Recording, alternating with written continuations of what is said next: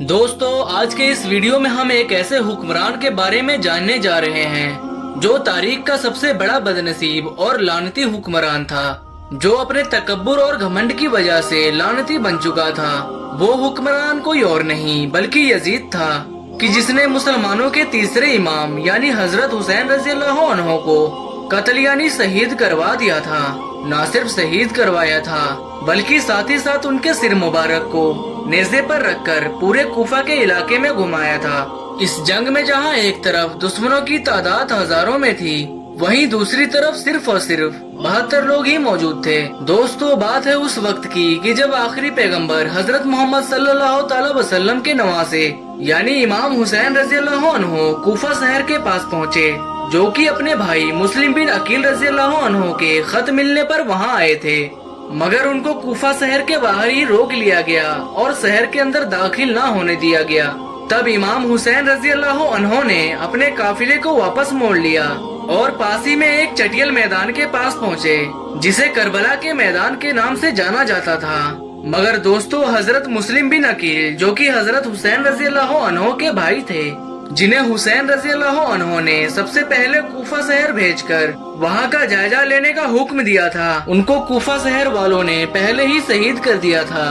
उनको शहीद करने वाले कोई और नहीं बल्कि वही लोग थे कि जिन्होंने उनके हाथ पर बैत की थी, क्योंकि उन लोगों को यजीद ने लालच और अपनी धमकियां देकर उन्हें शहीद करवा दिया था। करबला का मैदान कि जहां पर इमाम हुसैन रज़ियल्लाहु अन्हु ने अपने लोगों को खैमा लगाने का हुक्म दिया, तब उसी वक्त ये खबर यजीद को पहुंची। उसने फौरन अपने सिपाहियों को करबला के इलाके को पूरी तरह घेर लेने का हुक्म दिया। जब उन्होंने उनको चारों तरफ से घेर लिया, तब इमाम हुसैन ने इब्ने साद जो कि यजीद फौज का सिपह सालार था, उससे कहा कि या तो तुम मुझे यजीद के पास ले चलो या फिर मुझे अपने शहर मक्का वापस जाने दो। मगर उसने आपकी दोनों बातों में से कोई भी बात नहीं मानी। दिन गुजरते गए और एक एक करके आले रसूल शहीद होते चले गए। फिर आखिर में इमाम हुसैन ने खुद जंग के मैदान में जाने का इरादा किया और करबला के मैदान में आ पहुँचे, जहाँ एक तरफ हजारों की तादाद में यजीद फौज थी, वहीं दूसरी तरफ तन्हा इमाम हुसैन रज़ियल्लाहु अन्हु उन सब का डटकर मुकाबला करते रहे। मुहर्रम की 10 तारीख और जुमे का दिन था कि जब नमाज जुमा का वक्त करीब आया, तब इमाम हुसैन रज़ियल्लाहु अन्हु ने जंग बंदी की गुजारिश की और कहा कि उन्हें 2 रकात नमाज पढ़ने की मोहलत दी जाए। जब इमाम हुसैन रज़ियल्लाहु अन्हु ने नमाज की नियत बांधी और सजदे में गए, तब उसी वक्त यजीद फौज में से एक जालिम कि जिसका नाम सीरम था, उसने इमाम हुसैन रज़ियल्लाहु अन्हु के गर्दन पर वार करके सिर को तन से जुदा कर दिया। लेकिन अब सवाल ये है कि आखिर उस जालिम यजीद को किसने कत्ल किया था और आखिर उसके मरने के बाद उसके कब्र के साथ क्या हुआ था। दोस्तों, बात है उस वक्त की कि जब पैगंबर हजरत मोहम्मद सल्लल्लाहु तआला वसल्लम के खानदान की बीवियों को जब यजीद फौज ने कैद करके कूफा और शाम के बाजारों से गुजारने लगे, तब हजरत जैनुल आबदीन रज़ियल्लाहु अन्हु और बीबियों की खुतबे सुन सुनकर लोगों के मुर्दे जमीर जागने लगे। फिलहाल आपके नॉलेज के लिए बताते चले कि हजरत जैनुल आबदीन रज़ियल्लाहु अन्हु हजरत हुसैन रज़ियल्लाहु अन्हु के वो आखिरी बेटे थे जो कि इस जंग में बच गए थे। उसके बाद पूरे कूफा शहर में जालिम यजीद के खिलाफ बगावत शुरू हो गई। इसी बीच की जब मदीना वालों ने यजीद की बैत करने से पूरी तरह इनकार कर दिया, तब उसने अपनी पूरी फौज के साथ मदीना शरीफ पर हमला कर दिया और हजारों की तादाद में लोगों का खून बहाया। यहाँ तक कि उसकी फौज ने 3 दिनों तक मस्जिद नबवी में अपने घोड़े को बांध कर रखा, जिसकी खबर मक्का के मुसलमानों को मिलते ही उन्होंने भी यजीद के खिलाफ बगावत शुरू कर दी। मगर उसने दोबारा मौके का फायदा उठाते हुए मुसलमानों के सबसे मुकद्दस शहर मक्का पर भी हमला कर दिया और खाने काबा को पूरी तरह से आग के हवाले कर दिया।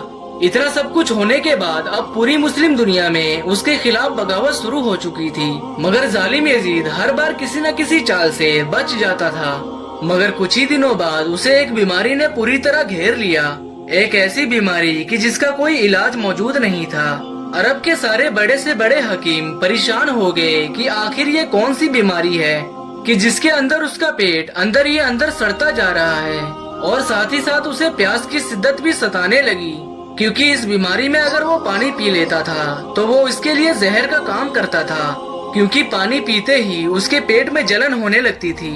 अब महल में उसे नशे की वो बड़ी से बड़ी चीज दी जाने लगी कि जिसकी वजह से उसे अपने दर्द और प्यास की शिद्दत महसूस न हो सके।